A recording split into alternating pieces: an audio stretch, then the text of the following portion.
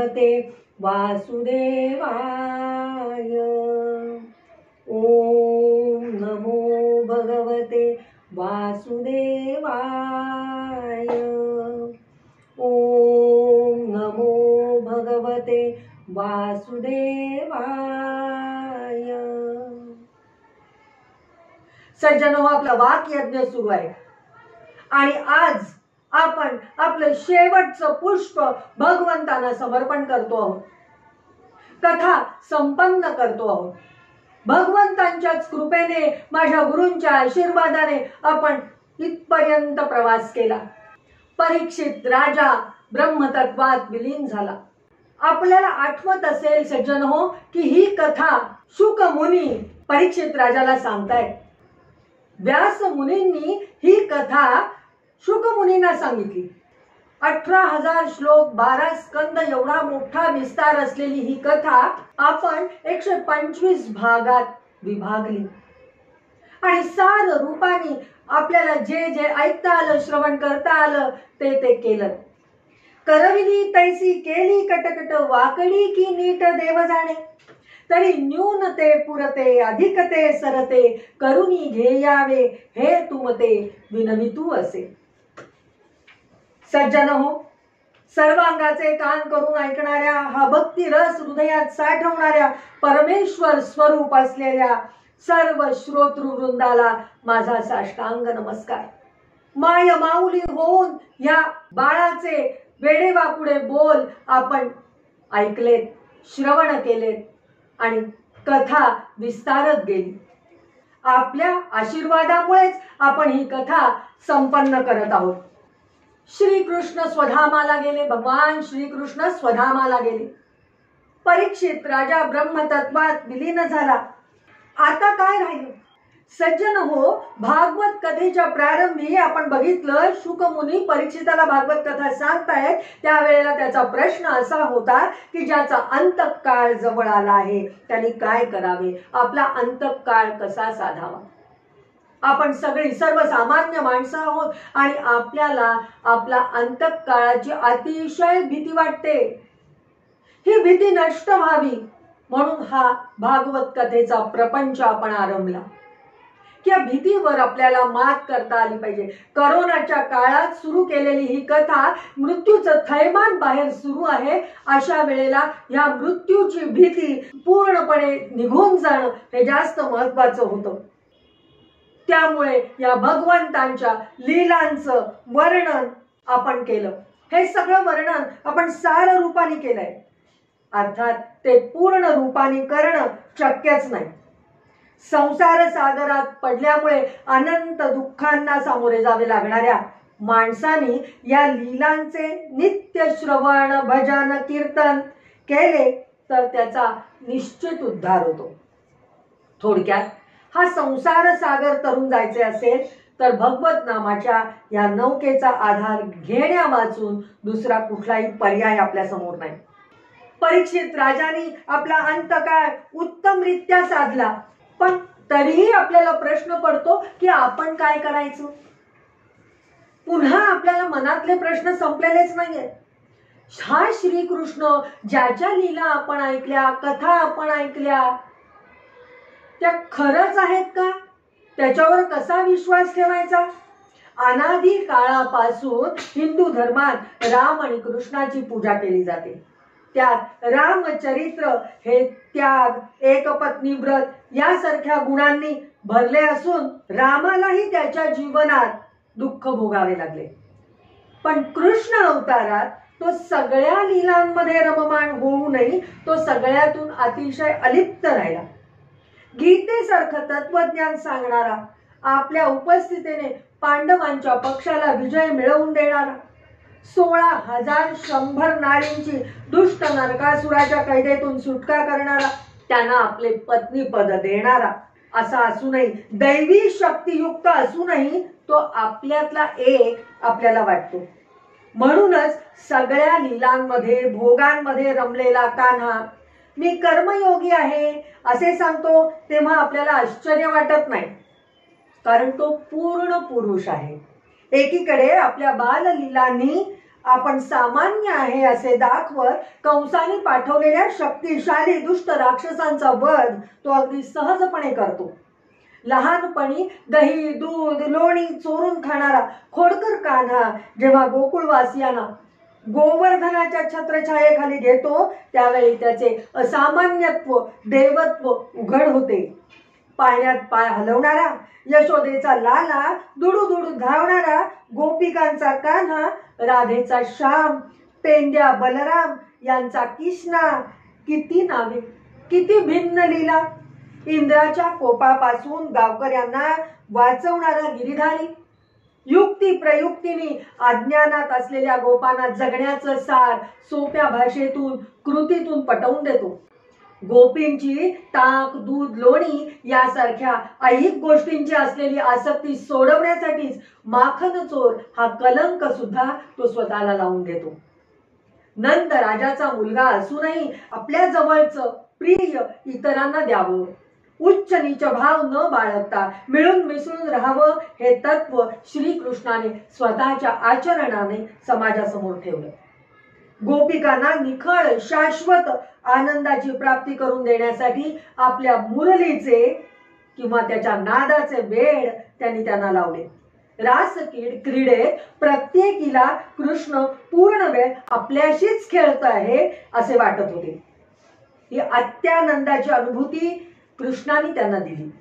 कृष्णाने गोपिकांना सगुणावर प्रेम करायला शिकवलं. तो चतुर होता, चाणाक्ष होता, कर्तव्यनिष्ठ होता आणि वेळ पडल्यास तो वज्राहूनही कठोर होत असे. नरकासुराच्या ताब्यात असणाऱ्या 16,100 स्त्रियांची लग्न करण्याचे धैर्य फक्त श्रीकृष्णातच होते. त्यांनी न केलेल्या चुकीमुळे त्यांना नरकासुराचा बंदिवास भोगावा लागला. बंदिवासातून सुटल्यावर समाज त्यांना स्वीकारणार नाही याची कल्पना असल्यामुळे भगवंतांनी सर्व स्त्रियांशी विवाह केला आणि समाजासमोर आदर्श ठेवला. हा त्याचा भोगीपणा नसून त्या स्त्रियांना जगण्याची दिलेली एक संधी आहे. सज्जनो, माझे गुरु परमहंस परिव्राजकाचार्य श्रीमद सद्गुरु वासुदेवानंद सरस्वतींनी वेदांत पर भागवतम म्हणून 10 श्लोक लिहिलेले आहेत. जणू काही संपूर्ण भागवताचं सार त्यांनी त्या 10 श्लोकात सांगितलेलं आहे. ते 10 श्लोक संस्कृत मध्ये असल्यामुळे ते मी आता तुम्हाला वाचून दाखवणार नसून त्याचा अर्थ सांगणार आहे. पण तुम्हाला जेव्हा वेळ मिळेल तेव्हा तुम्ही ते मूळ संस्कृत श्लोक जरूर वाचा. परमहंस परिव्राजकाचार्य श्रीमद सद्गुरु वासुदेवानंदांनी असं म्हटलंय, शुद्ध सत्वरूपी वसुदेव म्हणजेच शुद्ध असं ब्रह्मतत्व आणि त्याची वृत्ती म्हणजेच प्रकृती जिला देवकी असे म्हटले जाते आणि त्यांचे अपत्य कृष्ण म्हणजे साक्षात आत्मतत्व. या कृष्णानेच आपल्या मात्या पित्यांना जन्म मृत्यूच्या बंधनातून सोडवले. शुद्ध सत्वरूपी वसुदेव ह्या पित्याच्या ह्याच सामर्थ्यामुळे ज्याला वासुदेव हे अभिधान प्राप्त झाले तो नंतर दैववशात गोकुळात पाठवला गेला. तेथे सात्विक वृत्ती असलेल्या नंद व यशोदा यांचा त्याने माता पिता म्हणून स्वीकार केला. दुर्वासना रूपी पुतनेचा निपात करणारा तो कृष्ण गोपी नामक वृत्तींसोबत तेथेच रमला. उपनिषद रूपी गायींचे दोहन करून काढलेल्या गोरसात म्हणजेच ज्ञान रूपी उपदेशामृतात गोपिकांचे प्रारब्ध आणि संचित त्यांनी विरघळवून टाकले. वृंदावनात म्हणजेच भवसागरात राहून दुःखाने पोळलेल्या हृदयांना म्हणजे जीवांना नाना लीला दाखवत तो तेथे राहिला. अविद्यारूपी रात्रीच्या वेळी त्याने आश्चर्यकारक अशी रासक्रीडा केली आणि गोपिकांची आस पूर्ण केली. अर्थात अविद्येचा नाश करून त्याने गोपिकांना पराविद्येपर्यंत पोहोचवले.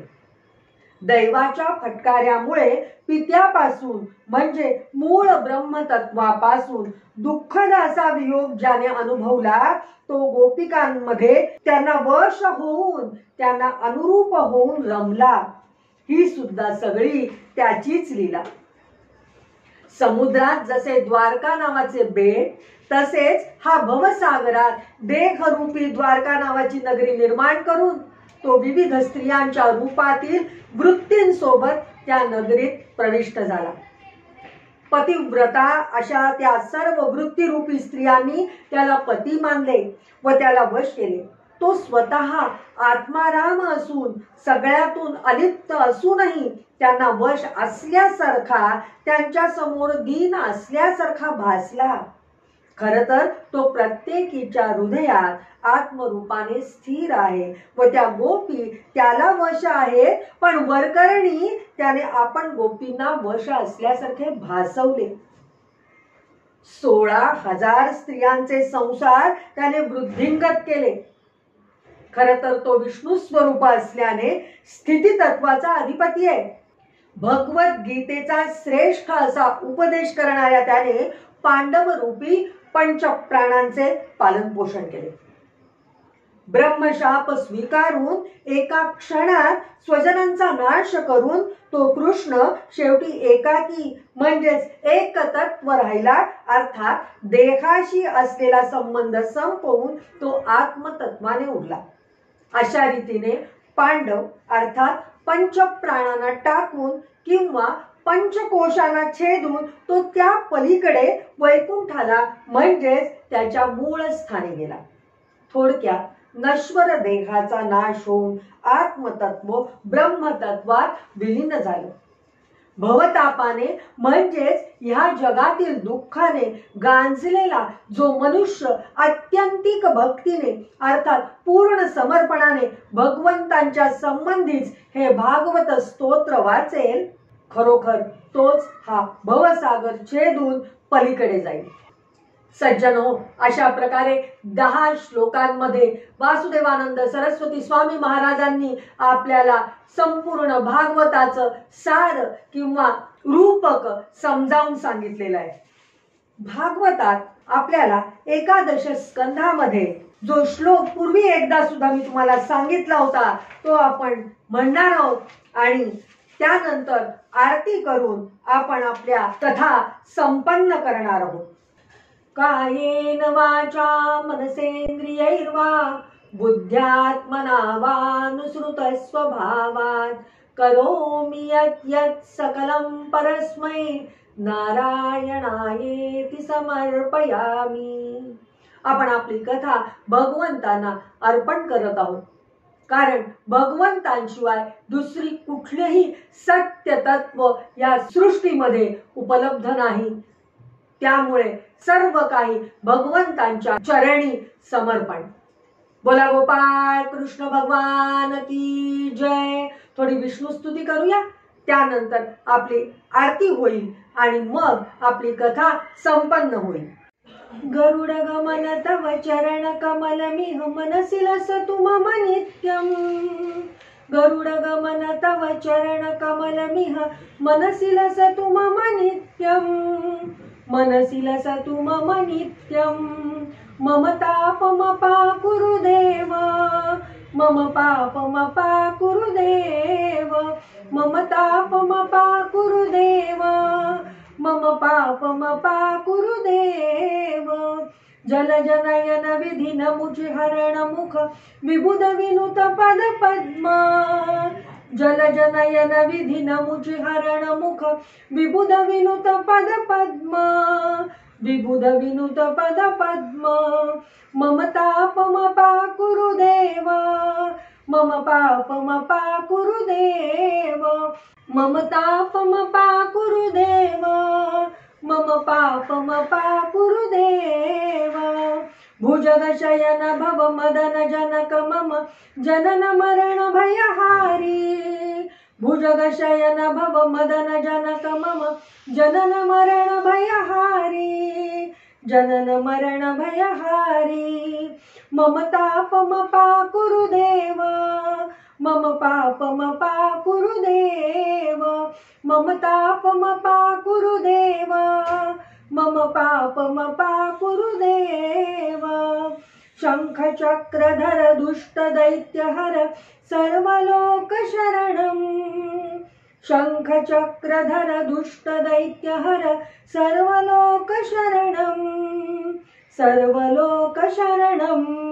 मम तापमपा कुरु देव मम पापमपा कुरु देव मम तापमपा कुरु देव मम पापमपा कुरु देव अगणित गुणगण अशरण शरणद विदलित सुररिपुजाल अगणित गुणगण अशरण शरणद विदलित सुररिपुजाल विदलित सुररिपुजाल मम तापमपा कुरु देव मम पापमपा कुरु देव मम तापमपा कुरु देव मम पापमपा कुरु देव भक्तवर्यमिह भूरि करुणया पाहि भारती तीर्थ भक्तवर्यमिह भूरि करुणया पाहि भारती तीर्थ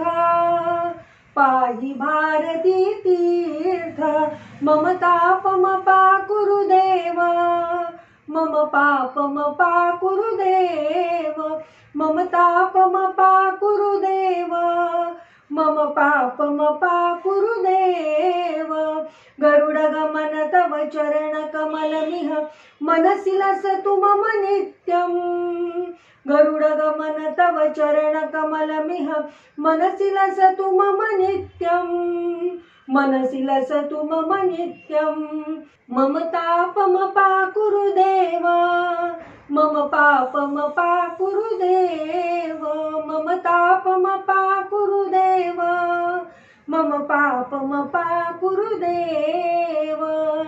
बोला गोपाल कृष्ण भगवान की जय।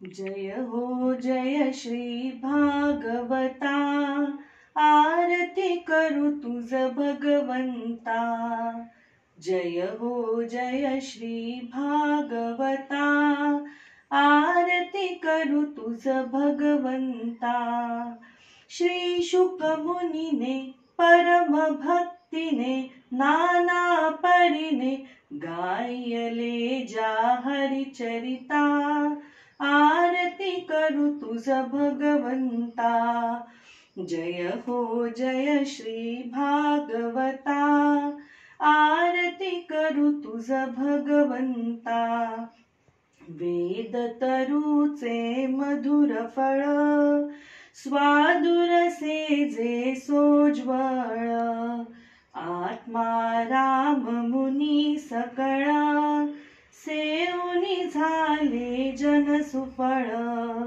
पहा पर्वणी आली अवनी की अघहरिणी भवजल तरणी ती पतिता आरती करू तुझ भगवंता जय हो जय श्री भागवता आरती करू तुझ भगवंता येथे व्यासांची वाणी सार्थक हरी गुण गाऊनी शास्त्र पुराणे मुकुटमणी परम प्रेमामृत जननी सहज सेविता भाविक भक्ता उदार दाता मोक्ष तत्वता दे दाता आरती करू तुझ भगवंता जय हो जय श्री भागवता आरती करू तुझ भगवंता गमते जणू मानस तीर्थ द्वादश सोपाने युक्त निर्मल भक्ती जले भरिता विहरे हरिहंसची चित्त लोक सुकमळे संत द्विज कुळे सेवनी रमले भान हरपले रस पीता आरती करू तुझ भगवंता जय हो जय श्री भागवता आरती करू तुझ भगवंता अपार महिमा ग्रंथाचा वदवे ना कोणासाचा प्राणची कीर्तनकारांचा, मेवा कविवर संतांचा, जणू बोधाचा स्वयंप्रभेचा, द्वादश कळीचा रवियंतरीचा तमहर्ता, आरती करू तुझ भगवंता. जय हो जय श्री भागवता, आरती करू तुझ भगवंता. ग्रंथ नव्हे हा श्री कृष्ण, गीते वेधी मन पूर्ण. अनन्य होता या शरण, खचित टळे जन्म मरण. त्रिताप जाती चिरये शांती, नाथ हि वदती कृष्णपदी ठेवू माथा. आरती करू तुझ भगवंता. जय हो जय श्री भागवता, आरती करू तुझ भगवंता. जय हो जय श्री भागवता, आरती करू तुझ भगवंता. आरती करू तुझ भगवंता, आरती करू तुझ भगवंता. बोला गोपाळ कृष्ण भगवान की जय.